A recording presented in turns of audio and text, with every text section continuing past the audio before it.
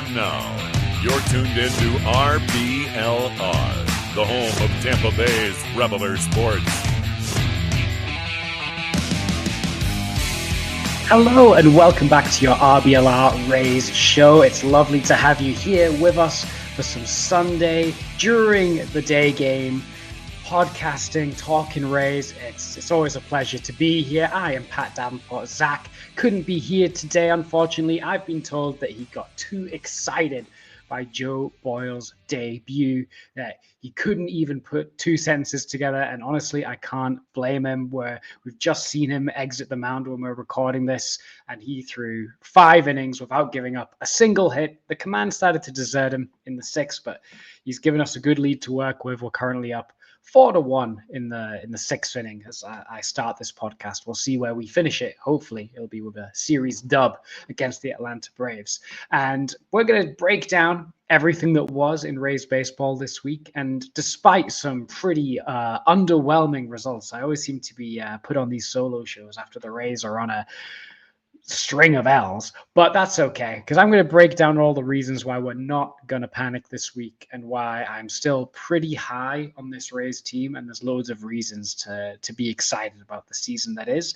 And if that's something that sounds interesting to you, what I would love you to do is to drop a like on the video. It helps us out a huge amount. And if later on in the show you really like what you hear and you're like, I want to listen to more of this, you should really drop us a subscribe as well, because then you will know whenever we're going live or dropping a new episode, which will be great because you can stay on top of all of the Rays gossip and all of the breakdowns that we're going to be giving you. We've got a great show today. It's going to be a bit of a shorter one today because I am riding solo and monologuing about my and your favorite baseball team, and I feel like we should just get straight into it. And I want to talk about some reasons not to panic about the Rays, because this was not a great week in Rays baseball in terms of the results.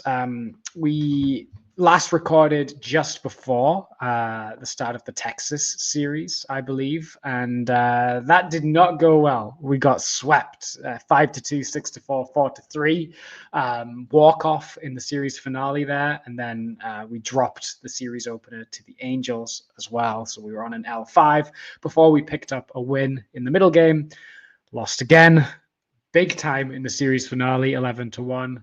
Won the first game of the Braves series, and then had a real frustrating loss yesterday to the Braves. Hopefully we can take that series win and move back up to 7-8 on the season. Now, this has already been brought up on Twitter, but the 2020 and the 2021 teams both started the season 5-7, which, you know, those teams won the division both years. The 2020 team went to the World Series. The 2021 team won 100 games.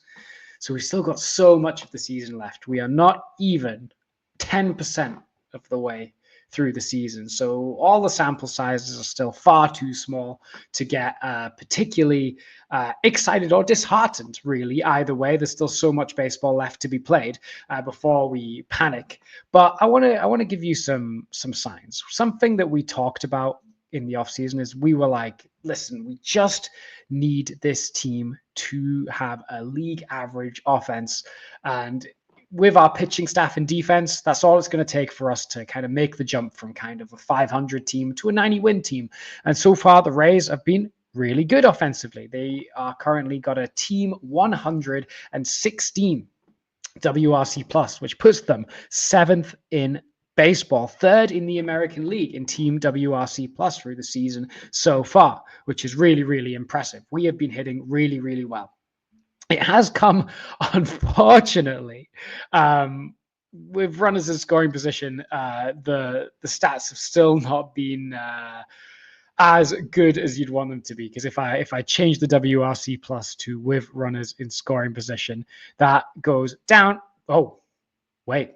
Have I been leading you on the whole time? I have. The WRC plus with runners in scoring position has gone up to 119 as well. So don't let the eye test fool you. We're still top 10 with runners in scoring position. We're scoring a good amount of runs, and we're just not winning those kind of coin flip games. I mean, in Texas, we got swept with a combined run differential over those 3 games of minus 4. So we were losing by 1 run, 2 runs. We only lost by 2 runs against Texas. Again, the first game against the Angels, we only lost by 1 run. We only lost by 1 run against the Braves. We're losing loads of coin flip games, but there are so many things that we're doing well. Our swing decisions as a team are mightily improved. We're still walking loads. We're absolutely smoking the ball. Our average exit velocity as a team is really, really high. We had a weird homestand in the first week where the wind was like killing everything. Now the wind's blowing out to the outfield, but unfortunately that's coincided with our pitches, giving up a lot of fly balls as well. So it's just been a thing where we can't get everything to line up perfectly, but we've been in all but like 2 of the games that we've played this season. We've never been out of a game. In fact, the only time we've lost a game that wasn't a save situation was that game against the Angels. That was a blowout. We've been in every single one and given ourselves a chance every single game. And you think if we keep smacking the ball as well as we do, and we keep taking our walks like we have been, not chasing as much, then the results are going to just turn around and we're going to go on a big run very, very soon. I want to talk a little bit about Yandy Diaz as well, because Yandy Diaz has been on a bit of a slide this year, batting just 207, 230 on base percentage. He hit a home run today, so he's already getting back on track. He's hitting over 500 in his last 4 games. So this is why we don't panic, because when Yandy is going through a slide, it lasted like a week, and suddenly he's back doing really well. He's still absolutely clobbering the ball. 70th percentile average exit velocity, 80th percentile hard hit percentage, squared up percentage, 89th percentile, which is really, really strong. And he's barely ever striking out or swinging and missing. He's in the high 80s for both strikeout percentage and whiff percentage. There is a little of a concerning trend that he is chasing a little bit more. He is swinging at pitches outside the zone a little bit more than I'd want him to. His outside swing percentage has increased 7% on last year, but you could also weigh that up to a small sample size early in the season. He's still kind of getting his head back into what the zone looks like, and I would expect that to go back down as well. You'd expect the walk percentage, which is very, very low to start the season, to creep back up as well, because right now it is very low, just 3.3%. But you know, maybe that means pitchers are attacking him more, but he also needs to chase a little bit less because he is chasing more than we're used to. Danny Jansen, he's starting to turn it around, but I think the only major concern that I want to address with this Rays team right now is catcher defense. I think we're doing everything so well, but the big concern is catcher defense. And the main thing that I want to address right now is mainly Danny Jansen, because he is the main catcher. He is the starting catcher. And while the quality of his at-bats have been good, he's not really produced the results yet, but I think the quality of his at-bats have been pretty good. His defense is costing us quite significantly, and that's coming down to 2 things. One, his arm speed. He is not being able to throw the ball very well, which means people are running at will off of him. They are just running all the time and being very successful against him. His pop time is pretty good, but he just can't throw. He can't throw, which means that as soon as anybody with above average speed gets on base, that's a free extra base for them, which is, you know, the Rays' modus operandi when they're playing. But when it's happening against us, that's a big struggle that we're coming up against, and where a lot of the runs or scoring threats against us are coming from, where our big stuff guys will lose the zone for a minute, they'll walk a guy, and then straight away off they go, stealing second, and then all of a sudden we have a runners in scoring position threat. Danny Jansen is not throwing people out enough, and the other big concern is framing. Framing is a really important part of catching right now, stealing those strikes, especially the Rays, because they depend a lot on stealing those strikes at the edges, you know, getting those marginal gains, turning a close pitch on the edge of the zone from a 2-1 count to a 1-2 count with a good frame job. And they've always valued catchers that could do a good job in framing, like Jose Molina, like Mike Zunino. And now they have made the pivot to Jansen, who has been about a league average framer most of his career. He was a little under average last year, but this year he has really struggled in his framing percentages. He currently is -1 run compared to average as a framer, which is not good. But the main thing is currently the framing strike rate, which is pitches kind of what's hold on, I'm going to break this down slowly for people that don't know how framing is measured. This is by Baseball Savant's metrics. There's the strike zone. We all know where the strike zone is. And then kind of in the immediate area around the strike zone is a place called the shadow zone. It sounds like a place from Yu-Gi-Oh!, but it's actually the area just outside the strike zone where strikes could get called reasonably. It's like not far enough out of the zone it's an obvious ball. It's one of those that if you have a good framer, they can get that called a strike as often as possible. And currently, Danny Jansen, with pitches around the shadow zone, are getting them called for strikes 33.8% of the time, which is really, really bad. That puts him in the 4th percentile of catching framing, which is really, really bad. He's like in the bottom 5% of catches framing. And admittedly, that's only in 237 pitches that are eligible. But he averages in his career way more than that. On average in his career, he was kind of in the high 40s in his framing strike rate. He's now in the low 30s, which is really, really bad. He's not even got any zone where he is doing well at catching those balls. And again, that is making a difference 2 counts. And I don't have the exact numbers to hand with me right now, but the xWOBA in a 2-1 count for a hitter compared to the xWOBA of a hitter in a 1-2 count is dramatically different. It puts the hitter at such an advantage. Same with 0-1, 1-0, or if there's a pitch that's 2-2 that's on the edge and it could have struck him out, but instead it goes 3-2, it makes such a difference. And he's only getting those calls a third of the time. So 2 out of 3 times, he is actively hurting his pitcher's count by not being able to get the framing job correct on those pitches. Me personally, these are still well below his career norm, so I'm hoping there will be some improvement there.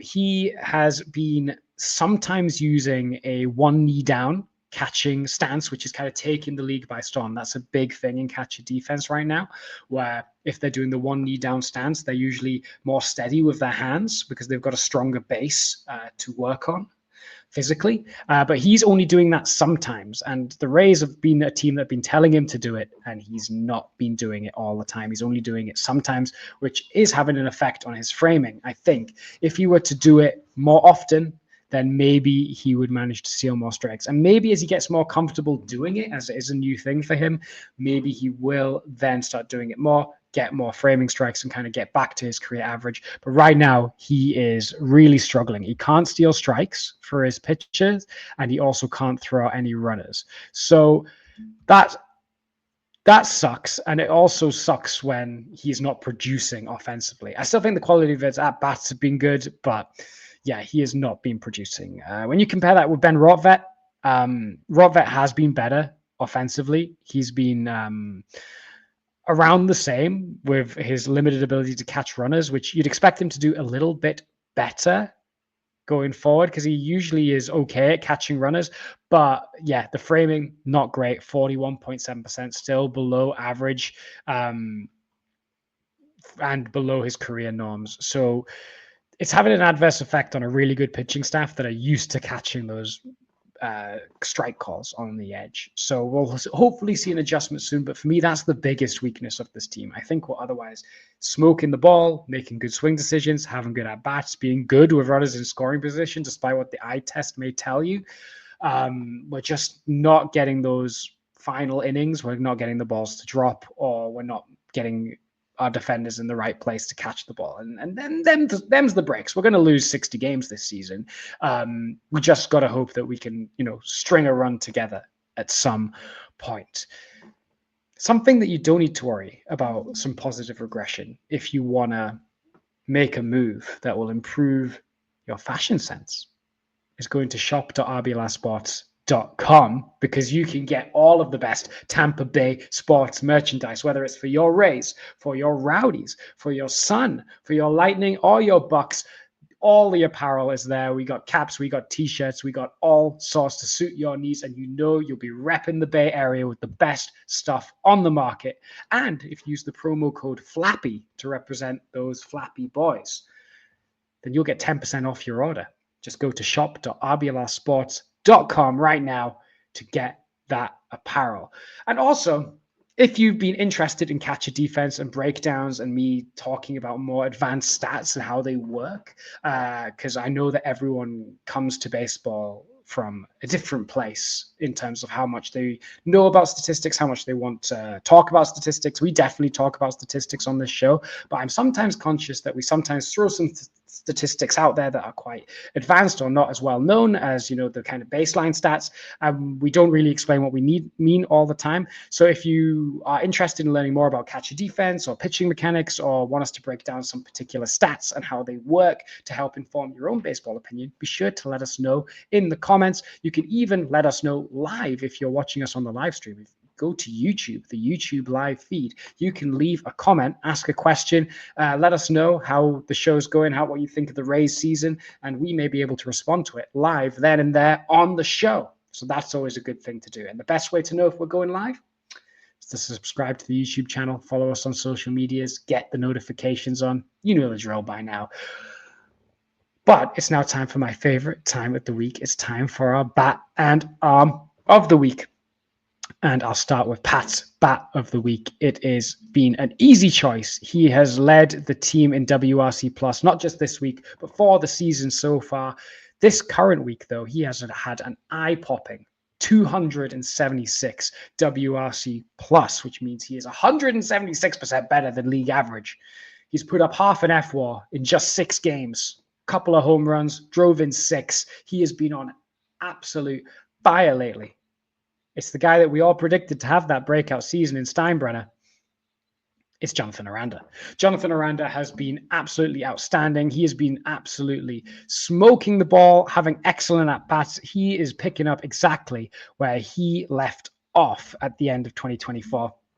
And we all went, hey, Aranda in this park, with the at-bats he was putting together, the way he was hitting the ball, he's going to have a special year. And so far, it has been incredible. I mean, on the year so far, 378 batting average, 455 on base percentage, 703 slugging. It's just been incredible. And the thing is, he is unbelievably smoking the ball. His expected slugging percentage, 97th percentile. His ex-WOBA, 97th percentile. His barrel percentage, 88th percentile. Hard hit percentage, 95th percentile. It's just nuts. The only thing you'd want to watch out for is he is chasing a little bit, but it's when he's smoking the ball every time he makes contact with it, you take the swing and miss sometimes. But he's been absolutely outstanding. And you know what? He's actually played really well at first base defensively, which was the thing that's kind of been his hang up as a player. Is can he play defense? I'm not so sure. But he's been really good at first base so far this year, producing a whole out above average already. So we love that for him.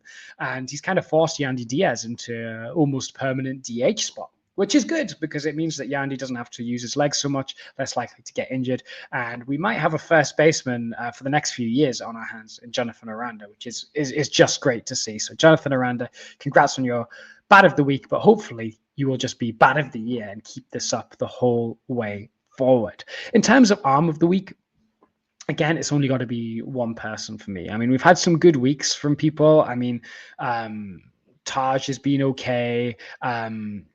But for me, it's got to be Drew Rasmussen. Drew Rasmussen has been excellent. He's made 2 starts this week, 10 innings, only allowed 1 run in the 10 innings, half an FWAR again, FIP of 1.39.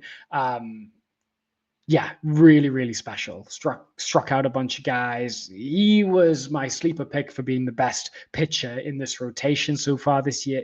Well, this year in general, and he's gone out and proved that so far. He's been absolutely incredible and continues to just be the epitome of pitch efficiency, but also getting loads of strikeouts, ground balls as well. So Drew Rasmussen, keep doing that. You are going to be our stopper this year. And I'm really excited to see if he can continue this and stay healthy, because if so, he could be getting Cy Young votes, as could Shane Bars, as could Pepio if he manages to put it together. Despite a couple of rough starts, I think the stuff is still there for him. So, yeah, I'm really, really happy with all of those guys. Looking ahead to the week that's coming up, we're finishing up this series with the Braves. It's currently a tighter ball game than when I started. It's now just a 4-3 lead for the Rays. But after this, we are going up against a couple of AL East rivals, which I'm really excited to start taking the field against. One of them is the Boston Red Sox. That's going to be a really good series at Steinbrenner. We're throwing Shane Bars, Ryan Pepio, Zach Littell out there. That's going to be a fun one. But then we've got a 4-game set with the New York Yankees, and that is where it's going to get real. The first game's on Prime, and then we're bringing out everyone. We're bringing out Bradley, Rasmussen, Bars, Pepio. So that's going to be a really good one. Luckily, we're avoiding most of their good pitchers. We just get Max Fried in the series finale. The rest of them, I think the Yankees pitching staff is really gettable. I think it's really easy to get to that Yankees pitching staff. So if we can score some runs off them and abuse that short porch against them, that would be some poetic justice. We just got to be careful because their bats are on fuego right now. They're hitting so many home runs. We've got to be able to try and keep that ball on the ground against them and be careful. Meanwhile, the Red Sox, they're kind of up and down. I don't think they've quite been able to hit their stride yet. They've had a rough series against the White Sox. They've got some okay pitching. I think Walker Buehler, we can get to him. Sean Newcomb, I'm worried a little bit about because we've struggled against lefties historically. And I think Newcomb is one of those guys that just feels like a guy that will have like a season best start against us. But their offense is, again, up and down. If our pitching can navigate them, then I think both of these are winnable series, especially at home. I'd want to win the series against the Red Sox. I'd like to at least split the series against the Yankees, but I think it's a winnable one. If we can at least win 2 games before the game against Max Fried, then I think we'll be in a really good position and we can be right in that AL East mix once again. Because despite the underwhelming week, we're still only 2 games back. We've not even played 10% of the season yet. We've got so much more to look forward to, and I'm excited for it. I know this was a quick episode this week. We only managed to go 25 minutes, but it was a last-minute solo show. It's all good because Joe Boyle, he's the best, and Jonathan Aranda is going to come and hit a pinch hit home run as soon as I end this show, and we're all going to be saying, "Raise up!" I know it. So thank you for tuning in. I really appreciate you having a quick check-in with us, a quick reason to not panic, and be sure to like the video if you've enjoyed what you've heard. Be sure to tell your friends about it, subscribe to the channel, get those notifications on. We'll see you all next week for what will be another amazing show.